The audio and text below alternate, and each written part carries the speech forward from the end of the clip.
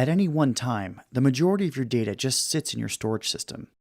It's not being read, it's not being written, it's not being accessed.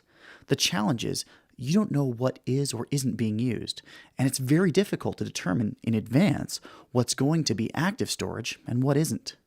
Worse, performance varies depending on the speed of the storage device you're using. The slower the device, the slower the data stored on it can be accessed.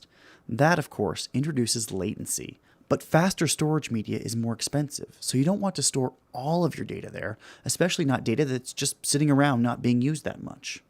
So you tier your data to make the best use of capacity, performance, and the kind of data you're storing. Tiering is nothing new. Anyone storing anything on any kind of enterprise-class storage solution uses tiers to decide where to store what. The most important data is placed on the most expensive, high-performance data storage. The least important data is placed on slower, less expensive media. In some cases, that slower media could even be something like tape backup. The good news about software-defined storage is that it allows you to cost-effectively store large amounts of data, anywhere from tens of gigabytes to petabytes. But the bad news is, even with software-defined storage, you don't know how the data you're storing is going to be used.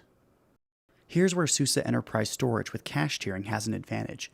It's an intelligent storage system that automatically distributes your data according to your current requirements, so you don't have to guess.